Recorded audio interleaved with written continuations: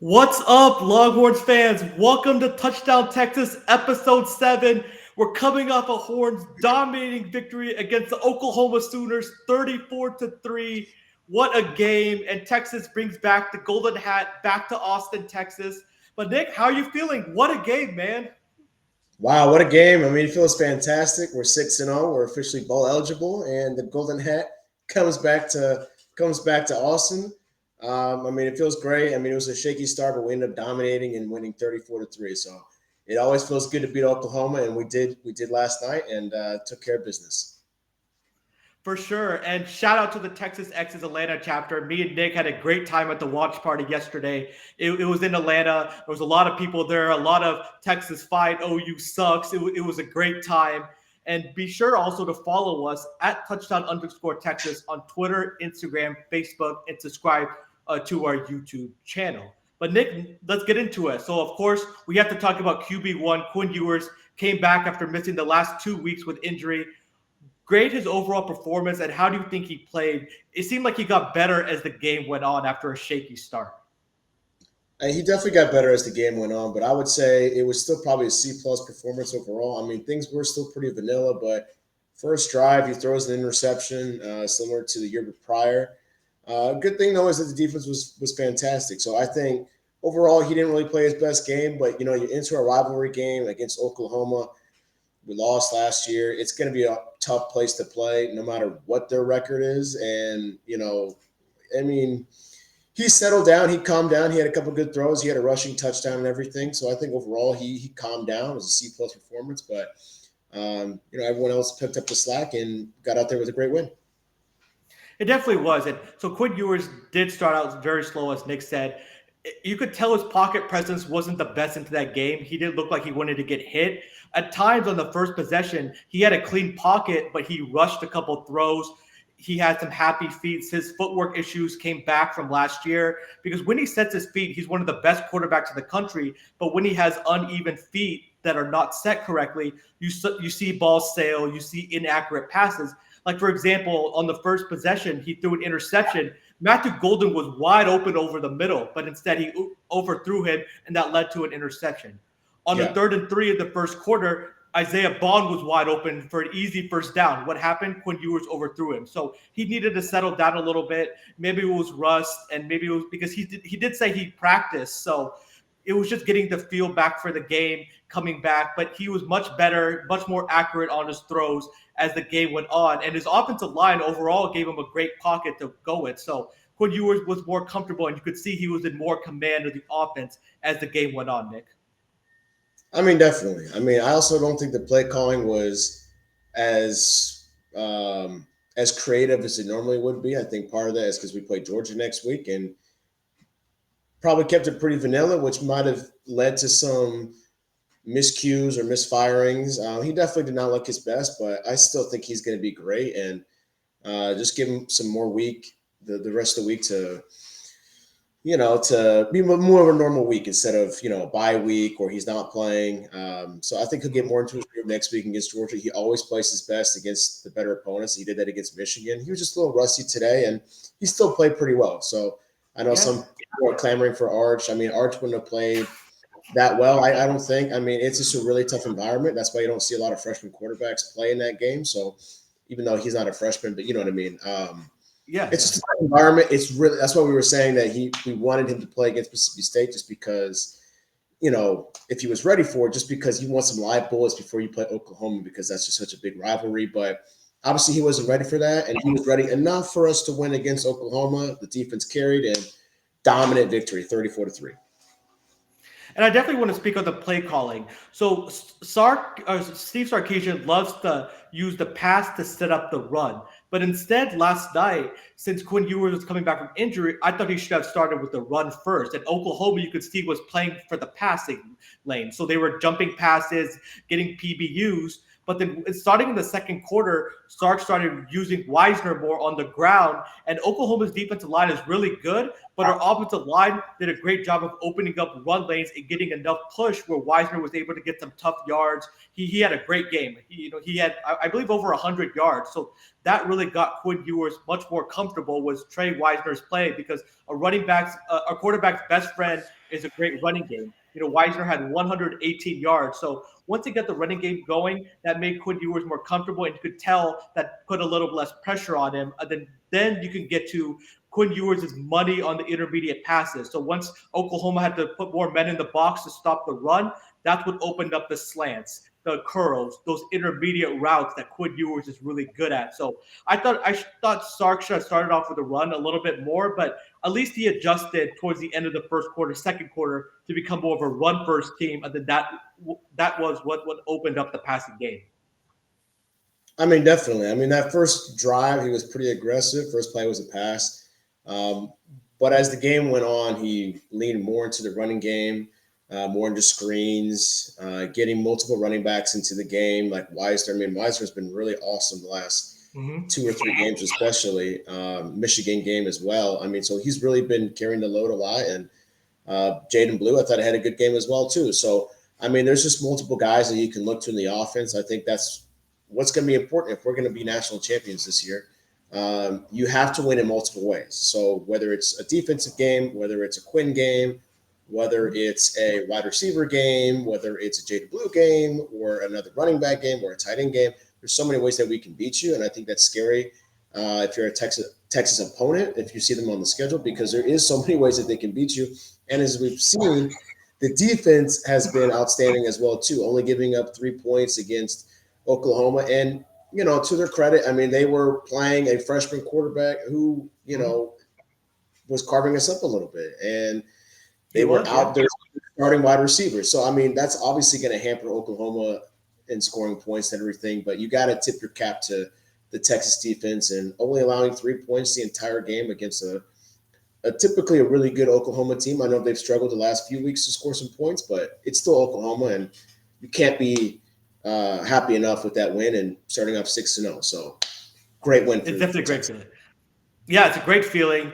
You could throw all the records out the window just because Oklahoma was struggling and they were losing their 5 wide receivers, their best wide receivers, and they were starting a true freshman quarterback. Again, it's a rivalry game. Anything can happen, but it was a great win for the Texas Longhorns. And something new we're going to do in the show. So at the watch party at Red Pepper, we filmed some fan reaction throughout the game. So me and Nick are going to play some of those fan reactions right now. So the first one is going to be after Texas's first touchdown of the game when they were up 7-3. It was a Quinn Ewers pass to Gunnar Helm. And this is Ryan. He's the vice president on the Texas X's Atlanta chapter board. So let's hear his reaction right after Texas scored their first touchdown. All right, touchdown by Quinn Ewers. Here's the thing. Quinn's been a little rusty, a little shaky, but a couple passes, he's getting back in the rhythm. Like to see that. He's going to come out and throw another 28 on him. Here we go. And what do you think about that offensive possession? That one that they went down and scored a touchdown? Yeah, finally, offense in Texas showing up. Offensive line's doing their job. Quinn just needs to have confidence, get rid of it a little quicker. He's going to do it right now. So that was Ryan, and again, he was reacting to Quinn Ewers' pass to Gunnar Helm, which led to the first touchdown for the Longhorns, and they were up 7-3. Nick, let's talk about the performance of the tight end, Gunnar Helm. He had another big day yesterday. He was a leading wide receiver for the Longhorns after Isaiah Bond left the game with injury. He had 5 catches for 91 yards, and he almost hurdled somebody again. Talk about Gunnar Helm's performance yesterday. I mean, amazing. I mean, that's what's we can get for the Texas offense. There's so many guys that can make an impact. Gunnar Helm was a great key player yesterday. I mean, it's kind of like in the Michigan game where he just kept eating yards, and it's not always the sexiest plays, but he's always there. He can always pick up a few chunk yards. He hurdled a guy against Oklahoma yesterday too. So that's what you need if you're gonna continue on this great path that Texas is on. You're gonna need multiple guys to step up and play. And he's obviously been a great part of our offense, and he had an awesome day yesterday and contributed in a major way. So we'll see what he does the rest of the season. But Gunnar Helm had an awesome game again, and that's just what the offense is right now. They're definitely flying.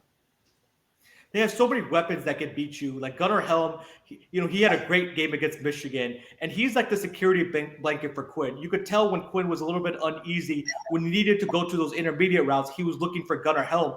Because not only can Gunnar Helm catch the ball, he can get yards after catch. He can break tackles. He's great in the blocking in the running game. So he's a very much of an asset for the Longhorns. And he's playing himself into like a day 2 kind of pick. Like it's because he's been really dominant so far. And we thought the tight end room was going to be a weakness coming into this year after losing Jatavion Sanders from last year. But it's been an asset, and Gunnar Helm is a big reason for that. So I definitely want to get Nick's reaction with the Silas Bolden touchdown after Trey Wisner fumbled. But first, let's play our second fan reaction video, and that is after Silas Bolden recovered Trey Wisner's fumble in the end zone to let the Longhorns be up 14-3. Incredible play. I mean, got lucky, the fumble, the Silas Bolden hustling, getting on the ball like a true Longhorn. And we're going to score again in the half. We're going to get it back. Let's go. How huge of a play was that? The awareness. He beat 3 Oklahoma Sooners to the ball. There was more red around the ball than there was white Texas Longhorns jersey. So what hustle by Silas Bolden, Nick? I mean, huge. It was a pivotal point in the game. I mean, it was, we were only up 14-3 at that point. If Oklahoma gets the ball or it goes out of the end zone and, they get they get the ball, they can go down and score a touchdown. It's 14-10 or 14-6, or even if we have to get the ball again and score. I mean, massive. I mean, that it's a huge hustle play, and it's great that Silas Bolden was right there to recover it because that ball was bouncing pretty fast. Can't really blame Trey Wisner on that. I mean, I don't really think he was fighting for extra yards. There was just 2 guys kind of on him, and one guy punched it out. It was a great play by him, and you got unlucky on that part, and then you get really lucky because that ball was really, really squirted out and was rolling fast. So I thought it was definitely going to go out the end zone. But Silas Bolden was right there.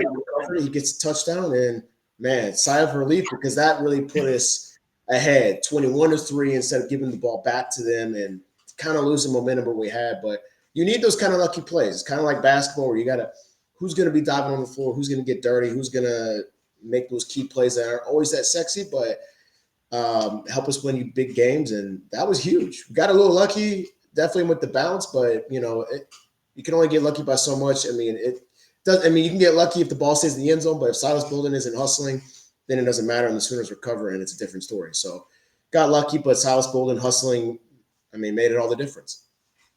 That was one of the plays of the game for me because that really made the Longhorns so far ahead. You knew that pathetic Oklahoma offense was not going to be able to catch up.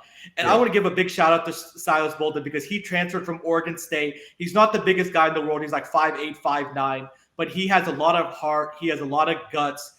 He was a number 1 option for Oregon State, but coming into Texas, we knew we had so many talented wide receivers in front of him that he had to accept the role as being an auxiliary piece. And this was the second touchdown of the year. His first touchdown was that Arch Manning crazy flip in the first game of the season. But Silas Bolden plays with a lot of heart, plays with a lot of passion. He's one of those guys that do it right, guys, that's always in the right place at the right time, that makes winning plays. And you need those players on a championship level team. And Silas Bolden, you could just tell he loves the game of football. He loves his teammates. He loves the University of Texas, and he'll do anything, whether it's a dirty work, do anything for his team to win. And that was such a huge play in that game.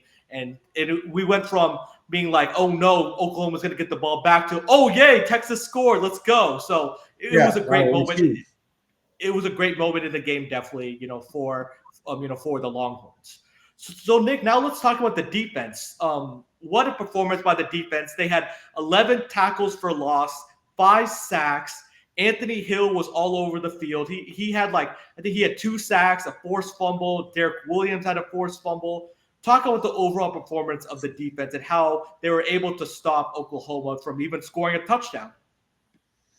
Man, crazy. To me, it was kind of similar to the Mississippi State game a little bit with the mobile freshman quarterback. They were kind of moving the ball around a lot on us at the beginning, really that first quarter, but no touchdowns. Absolutely ferocious on defense, flying all over the field, forced turnover after turnover after turnover. I believe there was 3 possessions in a row where we forced a turnover. All fumbles. Yeah. No interceptions today, or yesterday, but all fumbles, which is kind of wild. But I mean, amazing. I mean, I was saying this to you yesterday. I think defense has actually been our calling card this year. I think that's going to be what leads us to a national championship if we're able to get there. Hopefully, we are able to stay healthy enough to win one. But I just think they played outstanding. Anthony Hill, again, a monster. Every time there was a big play, he was either making the tackle or he was in the area affecting the play somehow.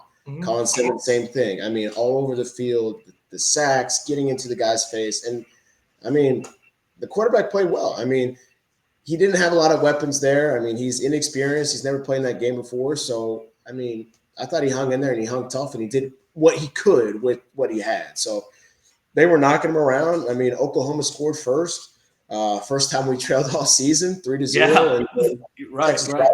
34 points, and we ended up winning 34-3. So the defense has been absolutely dominant. I think that might be a key into next week's matchup against Georgia and future matchups, because if you're going to be that dominant every single week, it's going to be hard to beat, and especially if the offense continues to click the way they are.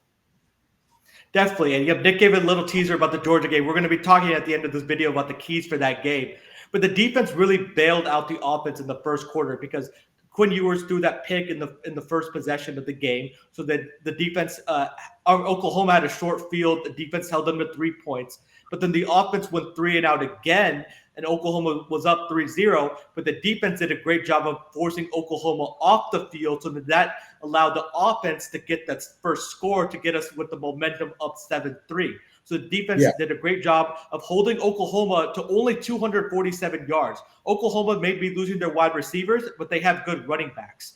And they were flying all over the field. 5 sacks. It was a concern early in the year where the sacks, well, we had 5 yesterday. They made Michael Hawkins look uncomfortable in the pocket. He was getting pressure. They were getting off blocks with the offensive line. They were forcing throwaways and bad throws from Michael Hawkins. Then when Oklahoma tried to go to the running game, they stopped the run. They were stuffing the run. They were getting tackles for loss. Anthony Hill was all over the field, going sideline from sideline, hitting people hard, making life tough on the Oklahoma offense. And every time you seemed like you had a tackle for loss, you saw number 0, Anthony Hill, all in that play. Yeah.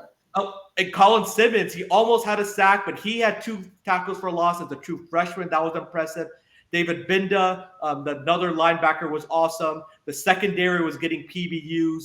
Michael Tapp, he's a secondary player. He even had a sack. So it was a party all around for the defense. And I got to ask you, Nick, I just have to ask you, is the Texas defense the best defense in the country?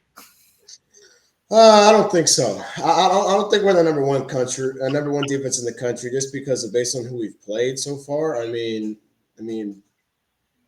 I think we have to be up there based on what we've done with who we've played. I mean, throttled Michigan, throttled Oklahoma, took care of Mississippi State and ULM and Colorado State, which, some of those teams aren't that impressive and they're still not winning ball games and stuff. But I think if you just look at like what they've done with who they played in Oklahoma and Michigan, especially, I mean, you cannot not be impressed. So I'll give you top 5, but I won't say, I don't think I can say number 1 quite yet. Now, if we do that against Georgia next week and we win 34-3 or 40-10, I mean, I'm not predicting.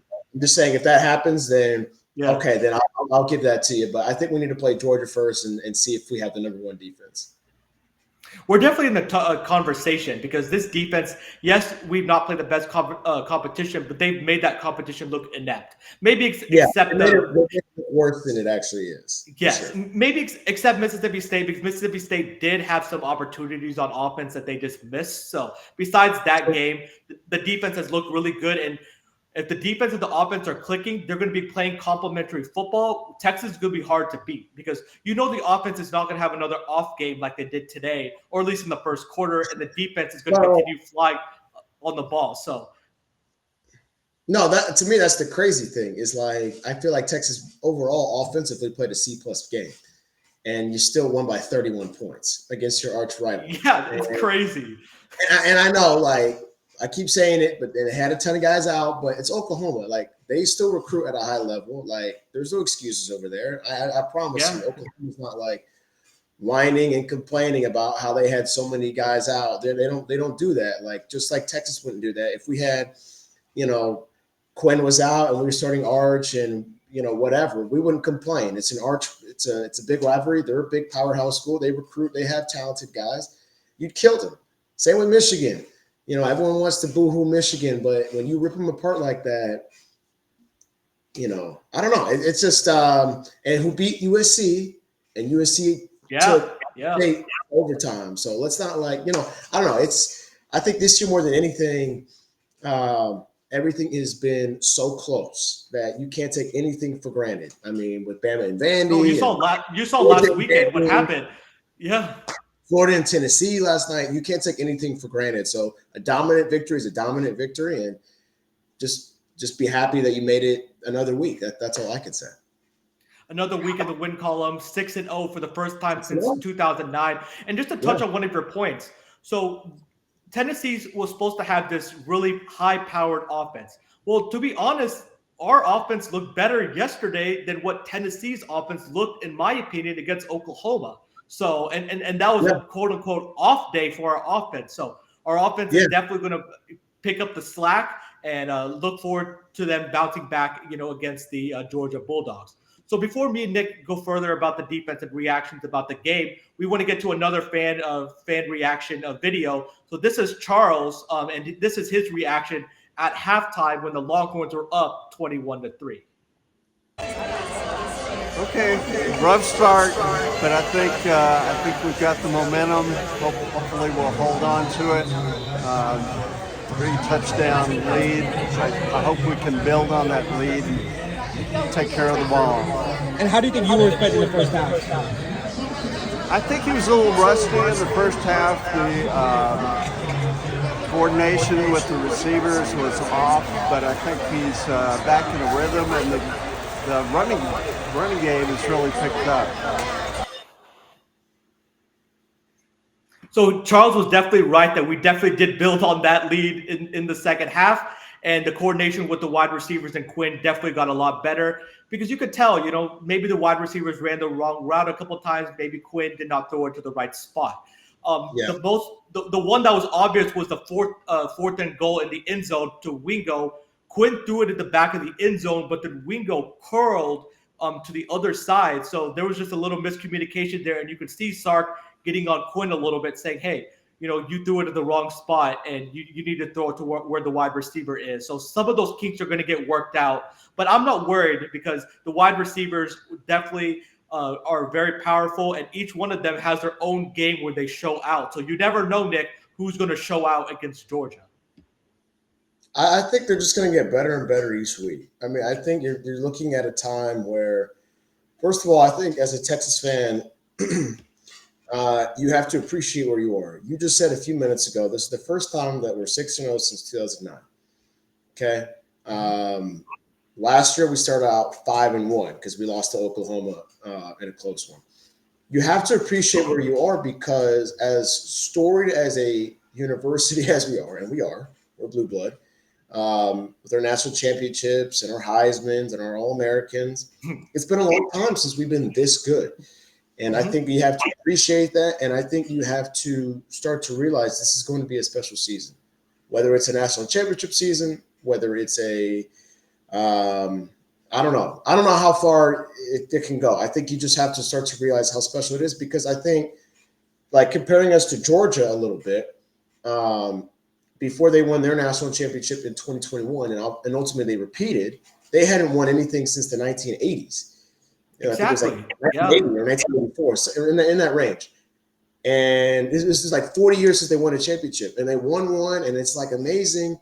But then you get so used to being good that you kind of you don't appreciate it as much. I hope we appreciate how special a season this is and how special last year was, and ultimately, hopefully, we can bring home another championship to Austin. That would be amazing. We definitely have to enjoy moments like this, because we enjoyed last season, but last season we weren't blowing people out like we were this season, even early in the year. So, Yeah, it was. We would have to like clench our fists, like, oh no, like we need to hold on. Yeah. The defense wasn't as strong. It was more of a ticking time bomb where you're like, oh no, something's going to go wrong here. And exactly, it was brutal. Still was a play away from being in the national championship game. Yeah, a play away. I mean, we played awful against Washington, and Quinn had, I mean, it wasn't his fault, but had a chance right there to beat Washington and go to the national championship and probably lose a tough one to Michigan. This team is different. This team is different, and we're really going to see how, win or lose, because it's not going to be the end with Georgia, how we face and are we ready to be national champions? And, exactly. This is one of the best along. This is definitely steps that you get to take throughout the season. This was a step that we had to, conquer because last year we lost to Oklahoma. Well, it's important that you beat your rivals. So this was a very important win. But as Sark said, we still got more work to do during the season, and that starts next week against Georgia. So before we get to our keys of the game for Georgia, I want to play 2 more fan reaction videos, and then we'll hear what Nick thinks about how the Texas Longhorns can beat the Georgia Bulldogs. But let's play a couple more fan reaction videos first. My name is Vince from Texas Atlanta chapter. A-Town down, hook 'em horns. That was another incredible Red River rivalry. Started a little bit slow. Quinn Ewers had to knock that dust off a little bit. But once he got in his groove, we were in it. The running game got going, passing game got going. And you know what? Oklahoma had nothing for us today. With a true freshman quarterback, you had nothing with that D-line. You had absolutely nothing. Hook 'em horns, baby. Hook 'em horns.